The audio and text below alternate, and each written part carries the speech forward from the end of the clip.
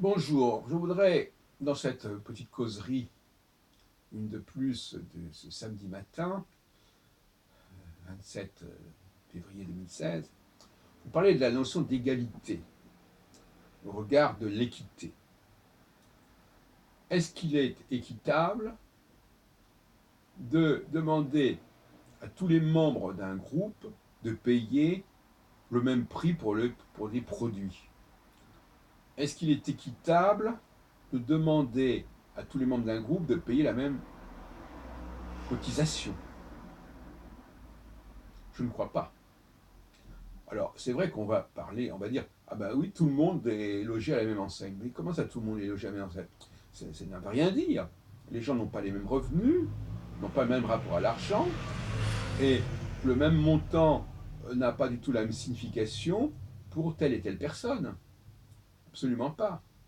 Donc, il faut des tarifs réduits, il faut euh, il faut pas que quelque chose soit, parce que c'est tout le problème de la TVA, n'est-ce pas, ce qu'on appelle les impôts indirects. Les impôts directs seraient équitables, de toute manière, puisqu'ils sont proportionnés aux revenus, et les impôts indirects ne seraient pas équitables parce que le produit, il est dans les supermarchés, par exemple, ou ailleurs, il a le même prix pour tout le monde, quels que soient les revenus.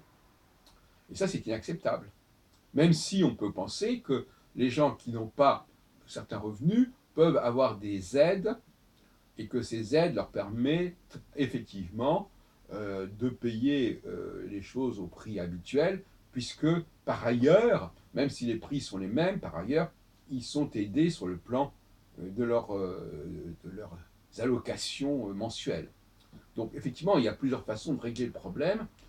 Il est clair que si on ou bien on, on fixe des prix différents selon les revenus, les ressources, plus exactement, ou bien on donne des ressources supplémentaires à certaines personnes pour qu'elles ne soient pas pénalisées par cette égalité de prix. Ce sont deux options qui peuvent exister l'une comme l'autre. On pourrait même d'ailleurs aller très loin dans cette direction, effectivement. C'est vrai que par exemple, il y a les restaurants du cœur, c'est vrai que il y a dans les supermarchés ou sur les marchés des possibilités de payer moins cher certains produits quand ils sont en fin de parcours, quand ils sont en fin de parcours dans la journée ou en fin de parcours au niveau des dates de péremption, etc.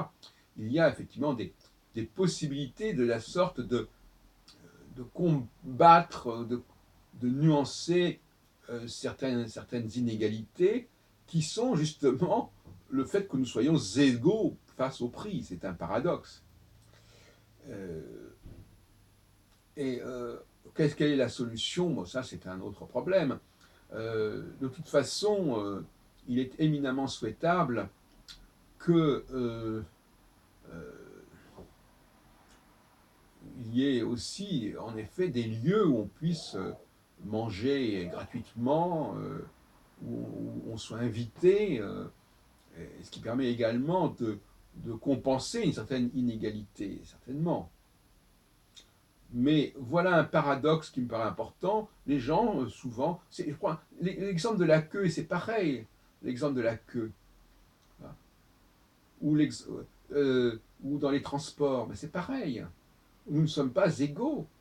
Moi, je vois des enfants qui croient comme ça, ils rentrent dans un bus et puis hop, ah, j'ai une place là, etc.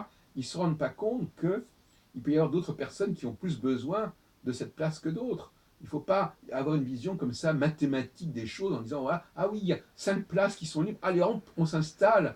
Non, ça n'est pas acceptable.